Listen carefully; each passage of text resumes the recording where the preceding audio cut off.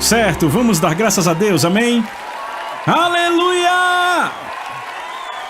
Obrigado, Senhor. Muito obrigado.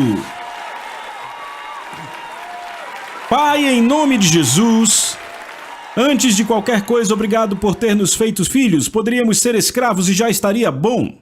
Mas você nos chama de filhos e filhas em Cristo Jesus. Bem, e esta manhã, pedimos, Espírito Santo, que você literalmente invada esse santuário. E que você não só invada esse santuário, mas cada casa, escritório, cada lugar onde se assiste esse vídeo. E eu te peço, Deus, que não só a tua palavra seja declarada, mas que o Espírito do temor do Senhor esteja presente, Pai. Eu te peço que ao fazer isso, porque é nisso que Jesus se deleita, que você revele a Jesus maior do que jamais vimos antes. E ao fazê-lo, que possamos ir de glória em glória em glória, pelo Espírito do Deus vivo, pois eu decreto hoje que o teu reino já veio, que a tua vontade será feita neste lugar como é feita no céu, e por isso te damos a glória, o louvor e a ação de graças. Isso no nome maravilhoso, grande, majestoso, extraordinário, santo e magnífico de Jesus, e todos aqui dizem amém! Aleluia! Aleluia! Uau! Que atmosfera nesse lugar! Estamos aqui para falar sobre o temor do Senhor.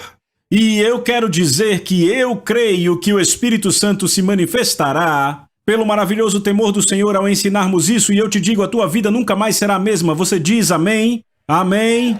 Bem, você pode sentar e vamos direto ao assunto. A primeira lição sobre a qual falaremos, eu vou dar a ela o título que é a chave do tesouro de Deus. E eu quero voltar com vocês. Sabe, eu e Lisa começamos a viajar em 1990, quando nosso pastor nos lançou no ministério em que estamos hoje. E eu lembro que em 1994, eu fui convidado a uma igreja de cerca de 1000 membros, na parte sul dos Estados Unidos. Aquela igreja tinha passado por um tremendo mover de Deus através de um evangelista internacionalmente conhecido.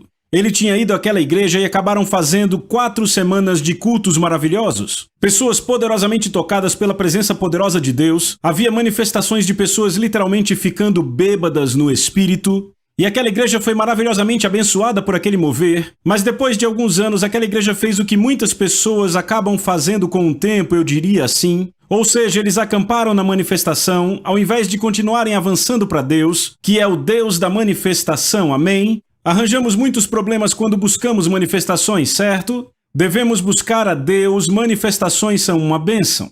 Bem, eram 3 cultos que eu ia fazer, de fato era sexta à noite, sábado à noite e domingo de manhã. Na segunda noite de cultos, eu realmente senti de pregar sobre o temor do Senhor. Naquele tempo eu de fato não entendia o temor do Senhor. Eu sabia que era um conceito do Novo Testamento, um conceito da Bíblia. Mas sabe, eu estava apenas ensinando porque Deus pôs em meu coração. Bem, no culto seguinte, no terceiro culto, quando eu entrei, eu tomei provavelmente um dos maiores choques que já tomei em 25 anos de ministério. Porque o que aconteceu no terceiro culto foi que o pastor se levantou e 15 minutos antes de me apresentar, ele começou a corrigir o que eu preguei na noite anterior. Ele começou a dizer, não precisamos do temor do Senhor no Novo Testamento. Porque 1 João capítulo 4 diz assim, diz que no amor não existe medo, antes o perfeito amor lança fora o medo, pois o medo produz tormento. E aquele que teme não é aperfeiçoado no amor. E ele citou 1 João 4,18 e outra passagem que diz que somos filhos de Deus. Então naquela manhã eu fiquei devastado, porque imaginem, eu tinha que levantar e pregar depois de ele ter dito o que disse. Então na manhã seguinte me levantei, e eu saí e procurei um lugar remoto e comecei a clamar a Deus. E eu disse, Deus, certamente eu estou errado em alguma coisa, eu fiz algo de errado com a sua igreja, meu coração estava quebrado, e eu comecei a buscar a Deus e disse, Deus, o que eu fiz de errado? Naquela noite, quando preguei sobre o temor do Senhor, o que eu disse de errado? E eu comecei a clamar das profundidades do meu espírito. Eu não me lembro de ter clamado a Deus de forma tão intensa quanto daquela vez, dizendo, Deus, por favor, me corrija, diga o que eu fiz de errado, pois eu sabia que Hebreus 12 diz que Deus castiga aqueles que ama, que quando recebemos a correção do Senhor, percebemos que somos seus filhos. Então eu disse, Deus, me corrija. E o que aconteceu foi que em 30 minutos de oração, de repente eu não senti a presença corretiva do Senhor, eu senti o prazer do Senhor. E de repente eu percebi, ei, peraí, Deus se deleita no temor do Senhor. E eu me lembro que naquela manhã, um clamor se levantou do meu coração, eu literalmente gritei, mas subiu daqui de baixo. Eu disse, eu quero conhecer o temor do Senhor. E naquele momento, Deus começou a me revelar o temor do Senhor. Sabe, eu sempre soube que o amor de Deus é uma fundação para a nossa caminhada cristã. No entanto, o que eu não percebi até ter gritado naquela manhã era que o temor do Senhor também era uma fundação para a nossa caminhada com Deus. O livro de Isaías, capítulo 33, versos 5 e 6, na Nova Versão Internacional, o Senhor será a firme fundação nos teus tempos, um rico tesouro. Ele diz um rico tesouro, veja, um rico tesouro de salvação, sabedoria e conhecimento. O temor do Senhor é a chave para este tesouro. Uau, que passagem! Primeiro, você pode ver que o que mantém o Senhor como uma fundação em nossa vida é o temor do Senhor. É isso que Isaías está dizendo no capítulo 33. O que mantém Jesus, o que mantém o Senhor como nosso Senhor é a fundação do temor do Senhor. Por que uma fundação é tão importante? Deixa eu dizer. Você pode construir uma casa e sabe, pode ser grande, uma casa majestosa com o melhor mármore e as mais belas janelas. Você pode ter o melhor, sabe, de tudo naquela casa, mas se ela não for construída sobre uma fundação sólida, quando uma tempestade forte vier, aquela casa cairá e grande será a sua queda. Mas você pode ter uma casinha bem modesta e ela ser construída sobre uma fundação sólida, uma fundação feita de rocha. E eu digo a você, o maior furacão pode vir e veja bem, se construída sobre aquela rocha, ela não vai cair. Então, a fundação é muito importante, não importa o quanto a sua vida cristã é legal, nem o quão efetiva é a sua vida cristã, se você não tem a fundação, quanto maior a casa, maior a queda, Jesus diz, vocês estão comigo? A fundação é o temor do Senhor. Você pode dizer amém? Agora, outra coisa que Isaías diz nesse versículo é que a chave, deixa eu dizer assim, Deus tem um armazém. Isso realmente chamou minha atenção 10 anos atrás quando eu vi isso. Deus literalmente tem um armazém. E ele tem uma chave para o armazém. E sabe qual é a chave? O temor do Senhor. O que está neste armazém? Isaías diz que a primeira coisa que esse armazém contém é salvação. Repitam, salvação. Eu vou declarar isso aqui. Ninguém pode ser salvo a não ser que tenham o temor do Senhor habitando dentro de si. Sabe, eu acho que um bom exemplo disso seria quando Deus veio para destruir Sodoma e Gomorra. Abraão tinha orado e disse, Deus, se houver algum justo lá, por favor, livre-os. E não havia nem 10, mas Deus ouviu a oração de Abraão e enviou 2 anjos de misericórdia para libertar Ló, sua esposa e família, lembram? Os anjos vieram e os homens daquela cidade eram tão carnais que queriam conhecer aqueles anjos sexualmente. E então Ló os estava assustando da porta e de repente aqueles anjos atingiram os homens. Que milagre impressionante, não é? E então o anjo disse, você pega a sua família e você sai daqui rápido, certo? Ló vai imediatamente com a sua esposa, suas filhas e os noivos das suas filhas, seus futuros genros. E quando ele conta a eles o que Deus está prestes a fazer, veja o que a Bíblia diz em Gênesis 19:14. Então Ló foi falar com seus genros, os quais iam casar-se com suas filhas, e lhes disse, corram e saiam daqui, o Senhor vai destruir a cidade. Agora vejam isso. Mas eles acharam que ele estava brincando e riram dele. Eles fizeram piada com o que Ló tinha falado, eles não levaram a sério. Agora, comparem isso a quando Jonas chega em Nínive. Eu não vou fazer isso, mas eu posso dizer que o pecado de Nínive era pior do que o de Sodoma e Gomorra. E para entender isso, você precisa ir no original hebraico, certo? Sodoma e Gomorra estava se aproximando de Deus. A cidade de Nínive estava à face de Deus. Uma coisa é olhar para alguém de longe e dizer eu não gosto de você. Outra coisa é olhar cara a cara e dizer eu não gosto de você. A cidade de Nínive estava face a face com Deus. Havia pecado em Sodoma e Gomorra, mas se aproximavam dele. Jonas traz a palavra do Senhor, e não só o rei faz as pessoas se arrependerem, faz até os animais se arrependerem. todos jejuando, até os animais em sacos de pano e cinza. Agora, ao dar ouvidos à palavra de Deus e reverenciar a palavra que veio, Nínive foi salva para outra geração. Mas aqui os filhos e filhas de Ló estão zombando da palavra do Senhor. Não são salvos esses filhos e filhas. Se virmos o que o apóstolo Paulo diz em Atos 13, 26, Paulo diz: homens e irmãos, filhos da família de Abraão, e aqueles entre vocês que temem a Deus. A vocês esta palavra de salvação foi enviada. Veja, a palavra de salvação foi enviada aos descendentes de Abraão e àqueles que temem a Deus. Então, um pré-requisito para ser salvo é o temor do Senhor. Cornélio é um exemplo clássico disso. Cornélio é um gentil. Sabe, nenhum líder judeu achava que um gentil pudesse ser salvo. Mas sabe o que a Bíblia diz sobre Cornélio, este soldado romano? Diz em Atos 10, 1 e 2, havia um certo homem em Cesareia, chamado Cornélio, um centurião do que era chamado regimento italiano, um homem devoto e alguém que temia a Deus com toda a sua casa. Deus literalmente envia um anjo àquele homem, porque ninguém do povo judeu queria nada com ele. E Deus diz: procure esse cara chamado Pedro. Então Cornélio imediatamente manda buscar a Pedro. Pedro vem e nem mesmo Pedro acreditava que Deus queria esse cara salvo, porque ele era um gentio. Mas Pedro não fala nem 4 parágrafos da sua mensagem e o Espírito de Deus vem sobre Cornélio e sobre toda a sua casa. Por quê? Porque eles temiam a Deus, e àqueles que temem a Deus foi enviada a mensagem da salvação. Você diz amém?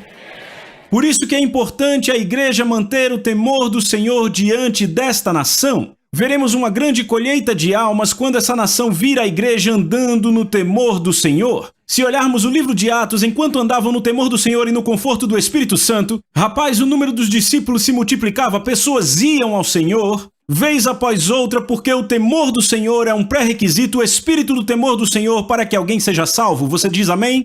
O segundo item que Deus tem em seu armazém, para o qual o temor do Senhor é chave, é a sabedoria. Repitam, sabedoria. Salmos 111, verso 10 e Provérbios 9, 10, ambos dizem exatamente a mesma coisa. O temor do Senhor é o princípio, repitam, princípio, gritem para mim, é o princípio da sabedoria. Ou seja, o que princípio quer dizer? A chave para a sabedoria. Então ouçam com atenção, me mostre um cristão que não teme a Deus e eu te mostro um cristão que não tem sabedoria. Vocês lembram da parábola das virgens? 5 loucas e 5 sábias, todas são noivas, todas têm a luz que se refere à salvação. 5 delas temem a Deus e 5 não temem. Você pode dizer amém? Ei, peraí, esse cristão que não teme a Deus,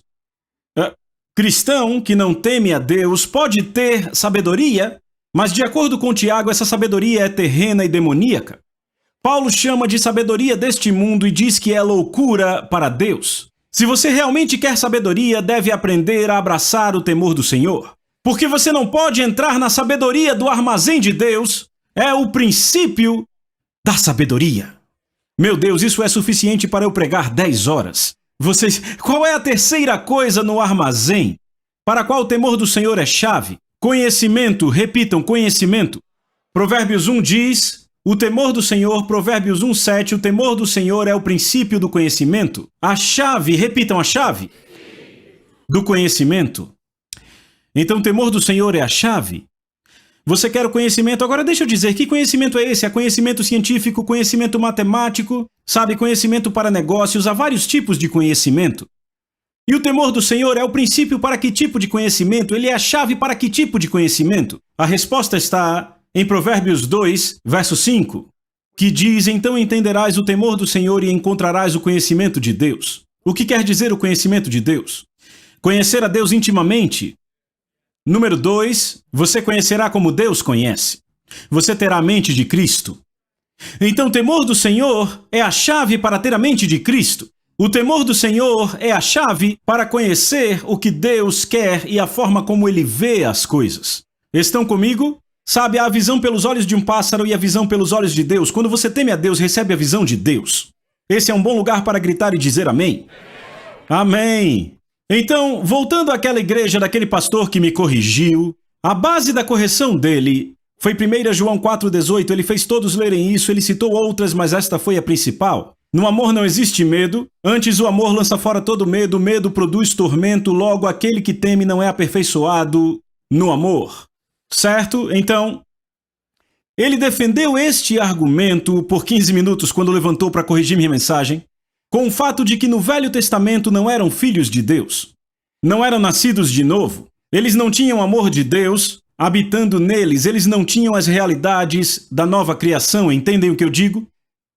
Estava totalmente certo o que ele dizia. O Velho Testamento declara que os santos, seus corações, seus espíritos são totalmente regenerados. Como crentes do Novo Testamento, somos nascidos de novo, nos tornamos filhos de Deus e temos o seu amor habitando dentro de nós. Mas baseado no texto de Isaías, o que ele fez foi confundir um espírito de temor, ter medo de Deus, com o temor do Senhor. Estão comigo? Agora a pergunta que temos que responder é: ele estava certo? O temor do Senhor só está no ensino do Velho Testamento? Isto se aplica aos crentes do Novo Testamento? Então, depois de sair e clamar ao Senhor, eu disse, ok, deixa eu começar a ver o que Deus fala sobre temor no Novo Testamento, é isso que eu quero, esse é o princípio da sabedoria, certo? Então eu vi o que Jesus disse em Lucas 12, versos 4 e 5. Jesus disse, digo-vos, pois, meus amigos, não temais os que matam o corpo e depois disso nada mais podem fazer. Está falando da humanidade. Eu, porém, vos mostrarei a quem deveis temer. Temam a Deus, que depois de matar o corpo, tem poder de lançar no inferno. Eu digo, temam a Ele. Isso é Jesus falando e alguém diz, mas ele estava falando aos crentes do Velho Testamento. Não eram nascidos de novo. Realmente é um bom ponto, mas essa ideia eu não compro. Então vamos para as epístolas. O apóstolo Pedro escreve em 1 Pedro 2,17, tratai todos com honra, amai os irmãos, temei a Deus, honrai o rei. Então Pedro diz para temer a Deus. Não é interessante que temor e honra andem tão juntos, inclusive perto do amor?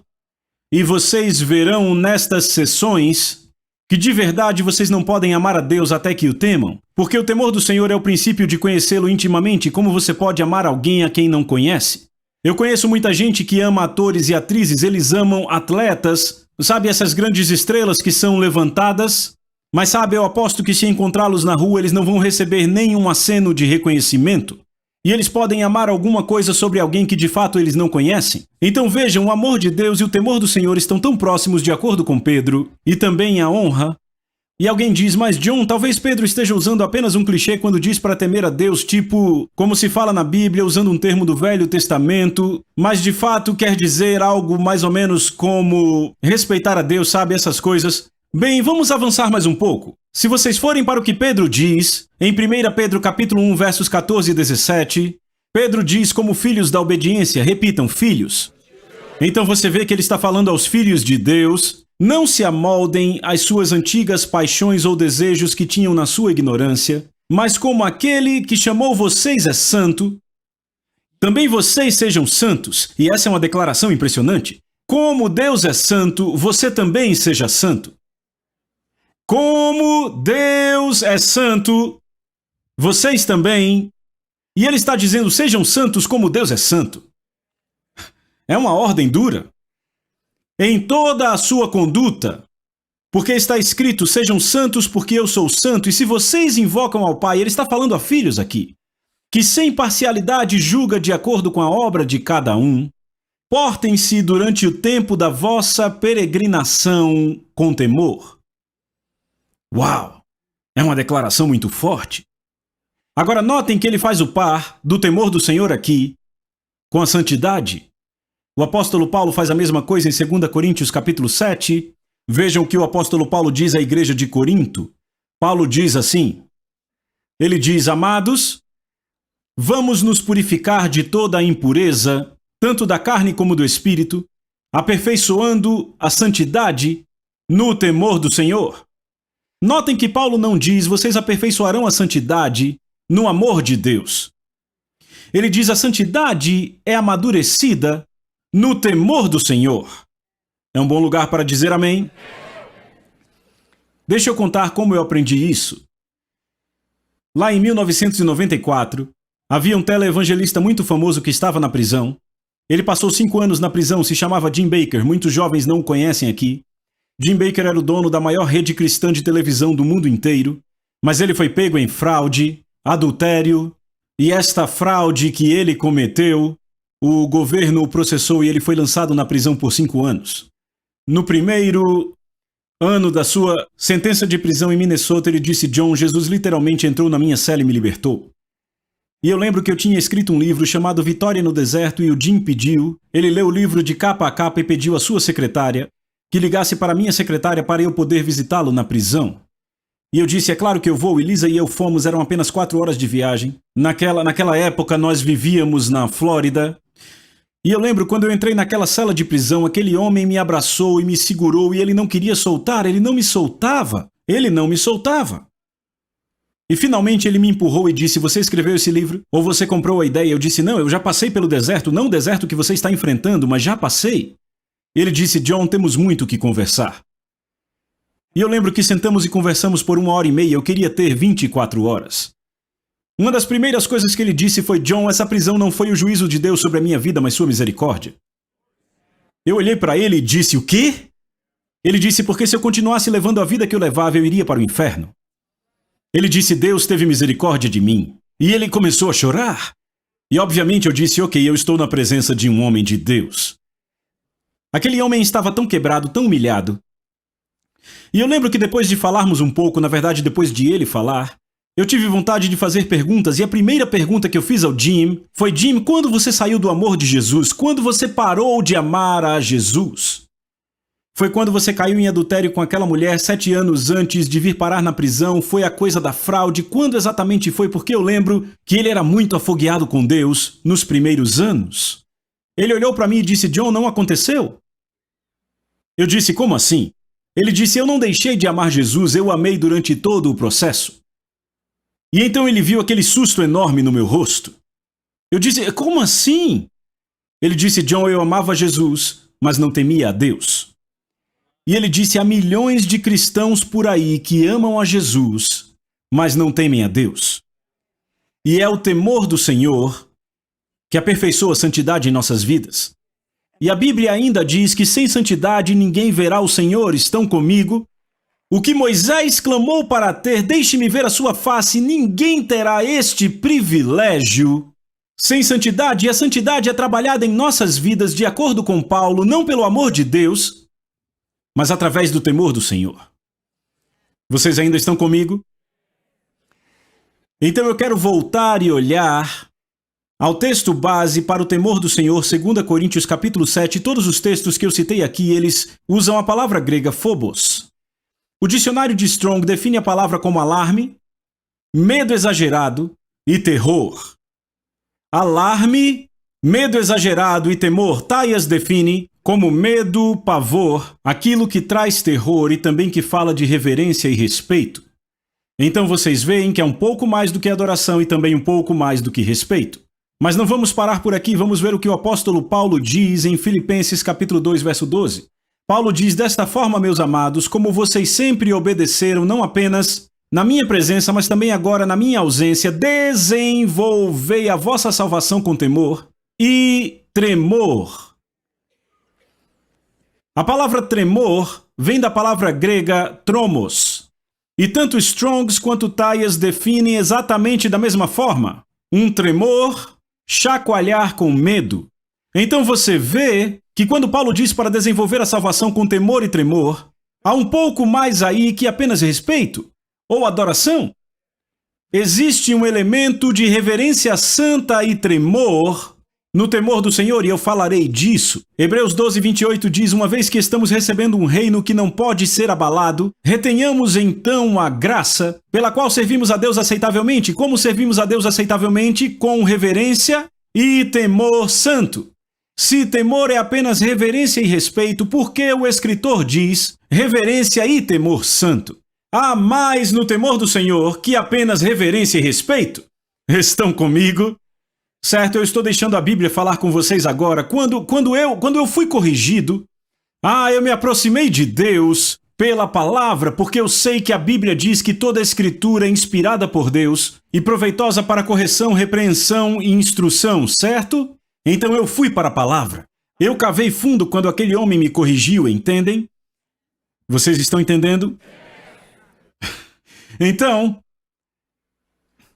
o que aconteceu com aquela igreja? Bem, dentro de 2 ou 3 anos, agora entendam isso, a igreja tinha 1.000 membros, numa comunidade de cerca de 60 mil pessoas, era uma mega igreja. Dentro de alguns anos, aquela igreja não existia mais. O pastor voltou para a construção civil. Sabe o que é triste? A Bíblia diz assim, em Salmos 19, diz: o temor do Senhor é límpido e permanece para sempre. Agora essa é uma passagem que vocês vão ouvir muito aqui, Salmos 19, 9, o temor do Senhor é límpido e permanece para sempre. Por que essa igreja não permaneceu? Porque não tinha o temor do Senhor. Amavam a Deus, assim como Jim Bakker amava a Deus, mas não tinham o temor do Senhor. Vocês verão que Deus se revela no Novo Testamento como Abba, Papai, mas ele também se revela como fogo consumidor. Sirvamos a Deus de forma agradável, pois ele é fogo consumidor. Ele também é referido como juiz de toda a carne, e falaremos disso nas próximas sessões. Jesus fala várias e várias vezes sobre permanecer até o fim. O temor do Senhor é límpido e permanece para sempre. É isso que a igreja precisa, permanecer no poder, porque 2 Tessalonicenses 2 diz que nos últimos dias da igreja, perto da volta de Jesus, haverá uma apostasia, que significa abandonar a fé em muitas pessoas. A Bíblia fala disso. O que impedirá as pessoas de abandonarem? Falaremos disso na próxima lição em profundidade sobre o temor do Senhor. Porque o temor do Senhor é a chave para a sabedoria, e aqueles que perseveram como aquelas virgens, todas tinham luz, o que se refere a serem salvas, mas 5 eram loucas. Metade não temia ao Senhor, metade temia. Estão comigo? O que eu quero fazer agora nos momentos finais da sessão, e eu realmente luto contra isso, eu quero definir o temor do Senhor.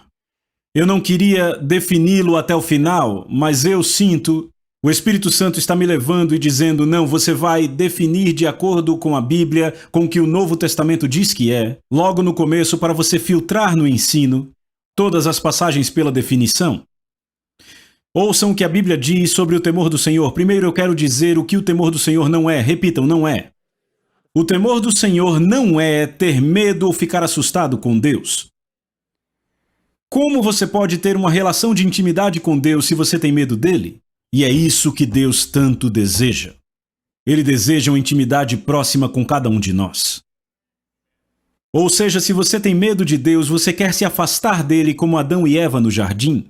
Não é isso que Deus quer. Então o temor do Senhor não é ficar assustado ou ter medo de Deus. O que é o temor do Senhor? É um profundo e permanente respeito e reverência por Deus e todas as coisas que ele declara santas.